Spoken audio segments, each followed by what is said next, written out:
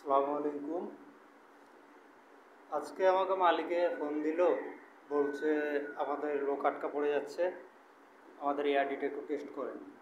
তাই আসলাম এআরডিটা চেক করব।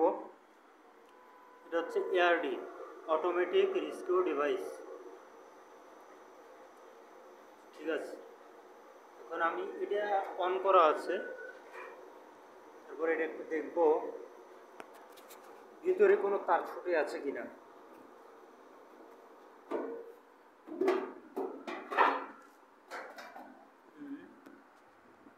এখানে সবগুলো তার ওকে আছে,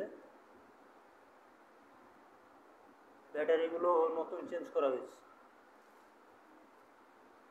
DJ DC battery, 12 volt, 7.5 ampere. ঠিক আছে,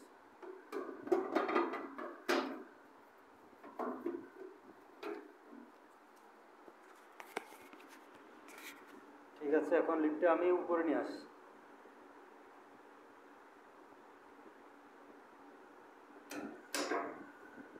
লিফটে আছে এখন রানিং।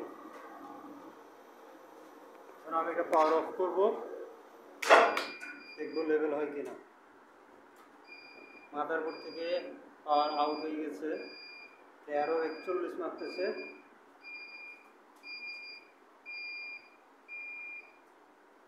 এই যে ইনভার্টারের লাইন আসছে, এবার এটা হচ্ছে ইনভার্টারের লাইন, মাদারবোর্ডের লাইন চলে আসছে, তার মানে এটা ব্রেকআপ দিবে, দিচ্ছে। এই যে লিফটটা এখন বর্তমান রান আছে, মানে এটা লেভেল হচ্ছে আর কি।